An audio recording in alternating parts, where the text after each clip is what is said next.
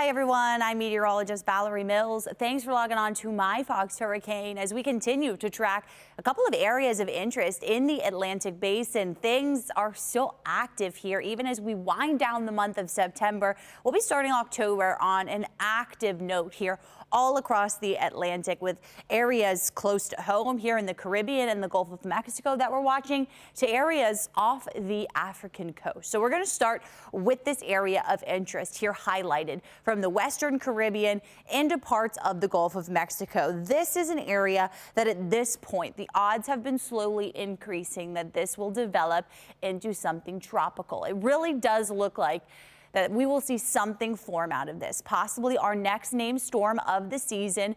But notice the development odds in the next 2 days, they're just not there. So this is going to be a slow development. So especially by the middle of this week, we'll have a better picture of what we're talking about with the potential strength, the potential track. But this is moving through an area that is just going to be very favorable for strengthening. So that's why at this point we have a pretty good idea that this is going to develop into something tropical in nature, especially by about Wednesday or Thursday of this upcoming week. So those are kind of our takeaway points. We're talking about an area of low pressure likely forming some here in the Western Caribbean, and then it generally moves west-northwest. So it likely kind of crosses the Yucatan Channel, those very warm waters around that area, before emerging somewhere into the Gulf of Mexico. So everyone along the Gulf Coast should be keeping a close eye on this, as it's just a little too soon to say where we might be talking about impacts from a potential tropical system. But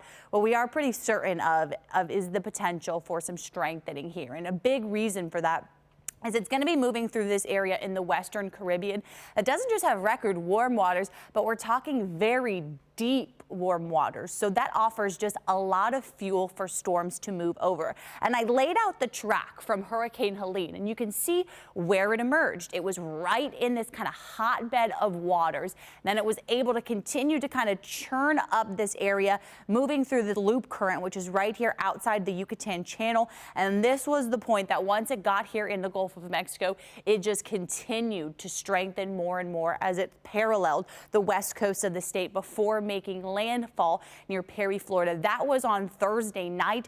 And of course, we know Helene made landfall as a Category 4 with 140-mile-per-hour winds. So we're not talking about a same track. It's really hard to say if this is going to be turning east as this one did, but it's just worth noting that we're watching the same area where we originally saw Helene develop, and that's just a lot of fuel for a storm. So as it continues to be in the Western Caribbean and the Gulf of Mexico, that's one of the key things that we're watching.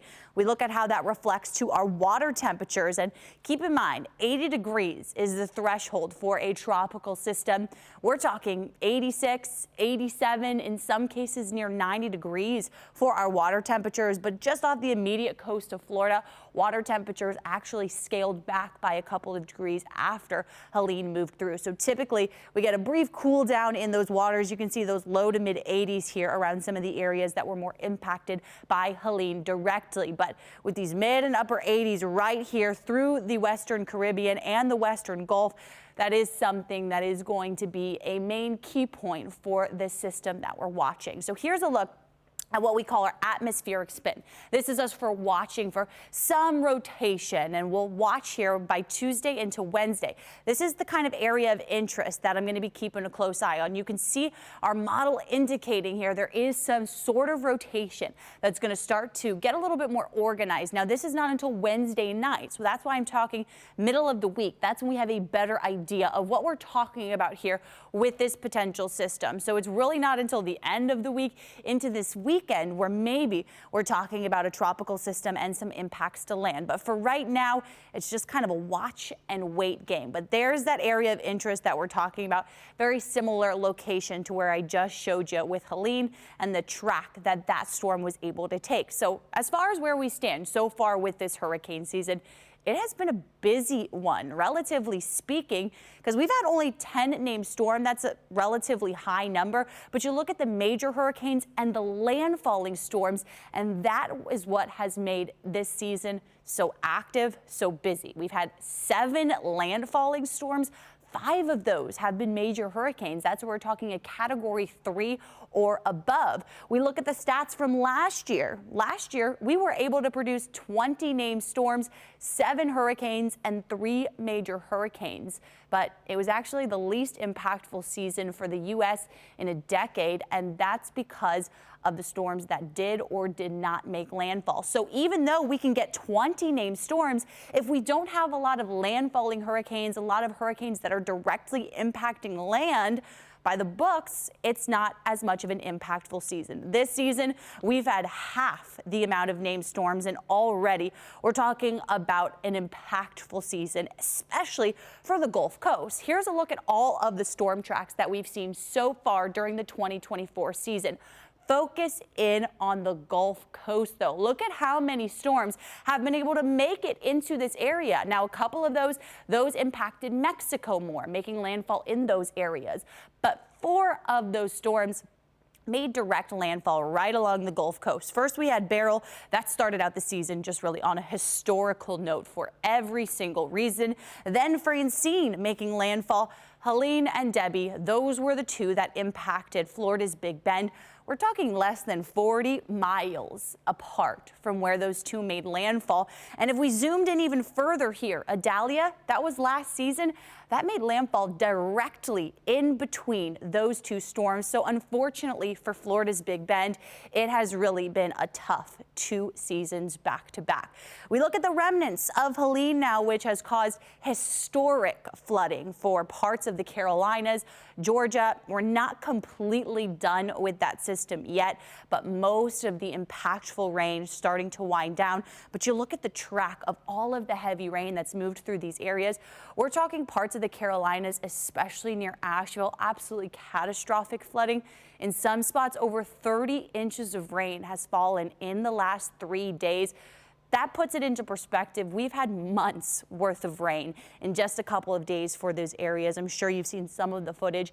Absolutely devastating. People climbing to the roofs of their houses to avoid the flood waters and the really intense rushing waters that have come with all of the rain from Helene. So it just goes to show these storms, not just a coastal impact, but we're talking up into the Ohio Valley, people seeing impacts from Helene. Now we'll talk about the other systems that are out in the open Atlantic. We've got those 2 waves just off the coast of Africa, particularly this area in red here. That's up to an 80% chance that develops over the next 7 days. And this area in yellow, that's new.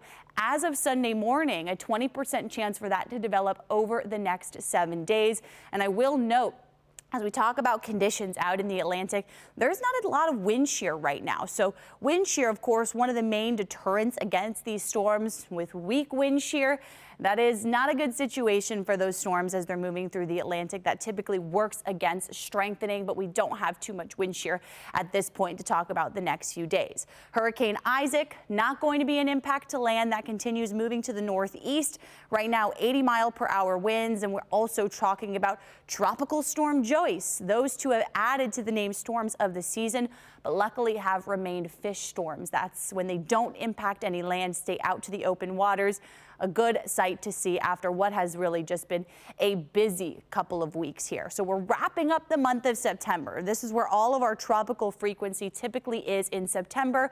We still have 2 months left to go this hurricane season, but we start to wind down where we typically see these storms to develop. And as we start to talk about these fall fronts moving through, that's when we get some of those stronger steering currents to guide these storms as they get into the Gulf of Mexico. So in fact, with that area we're watching in the Western Caribbean and the Gulf, it does look like a front moves in at the end of this week. And so that could be one of the main steering currents for that potential area of disturbed weather. Either way, we're keeping a close eye on everything, and you can find all your updates right here on My Fox Hurricane.